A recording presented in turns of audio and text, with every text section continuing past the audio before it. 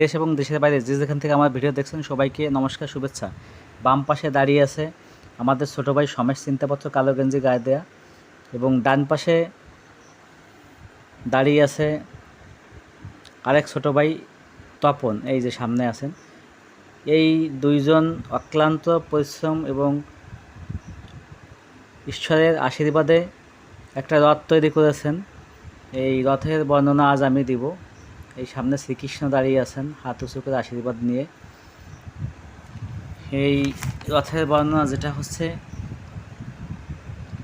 জায়গাটার নাম হচ্ছে ঝিনাইদহ মহেশপুর পৌরসভায়। এটা হচ্ছে রাধাবল্লভ মন্দির, 10 পাটের এক পাটও বলা হয়। সুন্দর রথ তৈরি করেছে আমাদের দুই ছোট ভাই, আমাদের গ্রামের কৃতি সন্তান। সমেশ প্রতিমার কাজ করে, বিভিন্ন দেবদেবীর মূর্তি তৈরি করেন। আর তপন যায় কাঠমিস্ত্রি, কিন্তু ঠাকুরের অশেষ কৃপায় আজ তারা এই অসাধ্য সাধন করেছে। তাদের ইচ্ছাশক্তি ছিল এবং ঈশ্বরের কৃপাও ছিল। ঈশ্বরের কৃপা ছাড়া কিছুই করা সম্ভব না, আমরা জানি। আমরা যারা হিন্দু ধর্মে বিশ্বাস করি, একমাত্র শ্রীকৃষ্ণই যাকে আশীর্বাদ করবেন তার সব কিছু মনের ইচ্ছা পূর্ণ হবে। তাই তো দেখছি এই ছোটো ভাই সমেশ চিন্তাপত্র এবং তপন রায় এত সুন্দর রথ তৈরি করেছেন। রথের বর্ণনা দিচ্ছি। এখানে মোট ঠাকুরের সংখ্যা আছে 50টি। রথের দৈর্ঘ্য 20 ফুট, রথের প্রস্থ 14 ফুট, রথের উচ্চতা 23 ফুট। রথ 3 তলা বিশিষ্ট রথ, সামনে 2টি ঘোড়া আছে।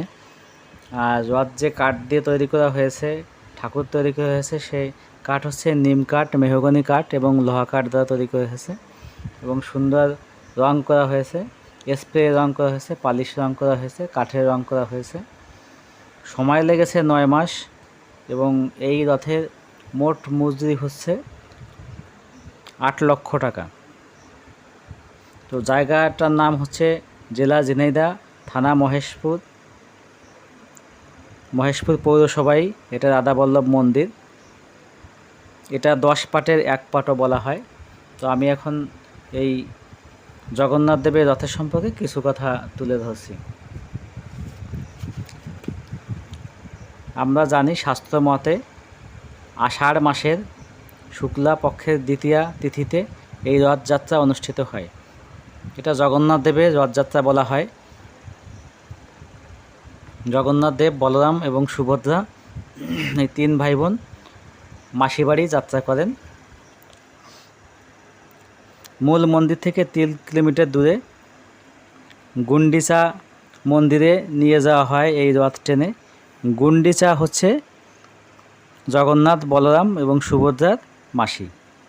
এই মাসি বাড়ি জগন্নাথ, বলরাম, সুভদ্রা বেড়াতে যান এবং সেখানে 1 সপ্তাহ অবস্থান করে আবার ফিরে আসেন। এই জগন্নাথ দেবকে শ্রীবিষ্ণুর অবতার, শ্রীকৃষ্ণের আর এক রূপও মনে করা হয়। ধর্মীয় প্রচলিত নিয়ম অনুসারে জ্ঞানে বা অজ্ঞানে রথের দড়িতে টান দিলে সব পাপ ধুয়ে মুছে যায়। জীবনের সব দুঃখ কষ্ট থেকে মুক্তি পাওয়া যায়। আপনারা দেখতে পাচ্ছেন এখানে 2টো হনুমানের ছবি আছে, বুক চিরে রাম সীতাকে দেখাচ্ছে।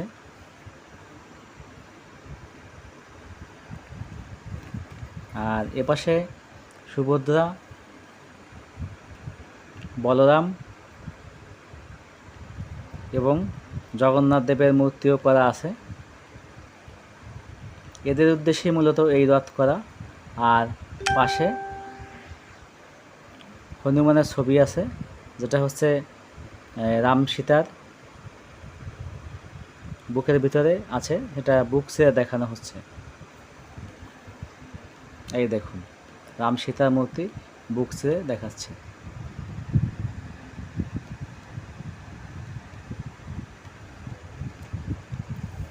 আমাদের গ্রামের ছোট 2 ভাই এই অসাধ্য সাধন করেছে। তাদের জন্য আমি ঈশ্বরের কাছে প্রার্থনা করি এবং আপনারা আশীর্বাদ করবেন তারা যেন এরকম ঠাকুরের মূর্তি আপনাদের উপহার দিতে পারে। এবং এই কাঠের যে শিল্পটা, এটার জন্য তারা বাঁচিয়ে রাখতে পারে। এখন শিল্পী নেই বললেই চলে, কারণ শিল্পীর খুব অভাব। আপনারা দেখতে পাচ্ছেন দুটি ঘোড়া দুটি রথকে টেনে নিয়ে সামনের দিকে যাবে। মাঝখানে শ্রীকৃষ্ণের হাত উঁচু করে দাঁড়িয়ে আছে, আশীর্বাদের ভঙ্গিতে শ্রীকৃষ্ণ দাঁড়িয়ে আছে। এই সমস্ত সুন্দর মূর্তি তৈরি করেছে আমাদের ছোট দুই ভাই, আমাদের গ্রামের সমেশ চিন্তাপত্র এবং তপন যায়। সমেশ প্রতিমা তৈরি করে মাটি দিয়ে, কিন্তু এই প্রথম শ্রীকৃষ্ণের আশীর্বাদে, ঈশ্বরের আশীর্বাদে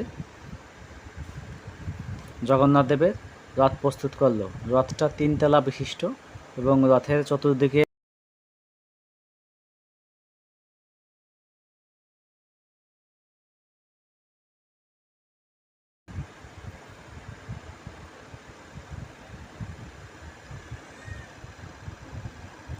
অনেক, মোট 50টি মূর্তি এখানে রয়েছে। রথটা 3 তলা বিশিষ্ট। আমি স্ক্রিনে সমেশের নাম্বার দিয়ে দেব। যদি কখনো কারো ঠাকুর গড়তে ইচ্ছে হয় অবশ্যই সমেশের সাথে যোগাযোগ করবেন। সমেশ আপনাদের সুন্দর সুন্দর ঠাকুর করে দেবেন। আরও বলে রাখি, সমেশ শুধু মাটি দিয়ে নয়, মাটি এবং পাথর দিয়েও ঠাকুর গড়তে পারে। পাথর দিয়ে সে অনেক ঠাকুর গড়েছে, বালি সিমেন্ট দিয়ে ঠাকুর গড়েছে। আর সর্বোপরি সর্বশেষে এই ঠাকুরের কৃপায়, ঠাকুরের আশীর্বাদে কাঠ দিয়ে সে এই জগন্নাথ দেবের পুরা রথটা তৈরি করেছে। এই রথ তৈরি করতে মোট সময় লেগেছে 9 মাস। রথের কারুকার্য অনেক সুন্দর হয়েছে। এটা আপনারা সরাসরি যেও দেখতে পারেন। আর আমি তো ভিডিওতে সব আস্তে আস্তে দেখাচ্ছি।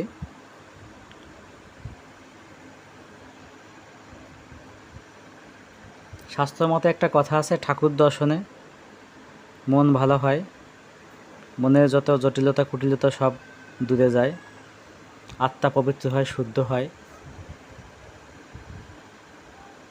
এত ভালো একটি কাজ আমাদের এই ছোট দুই ভাই করেছে আমাদের গ্রামের গর্ব।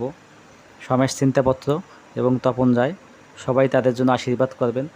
তারা যেন এরকম ভালো কাজ আমাদের উপহার দিতে পারে, সব সময় সেই প্রার্থনা আমিও করি।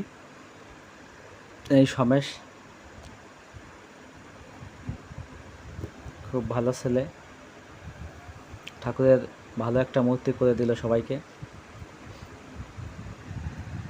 নতুন নতুন ভিডিও পেতে আমার পেজটিতে অবশ্যই লাইক করবেন, কমেন্টস করবেন এবং ফলো দিয়ে পাশে থাকবেন। ধন্যবাদ।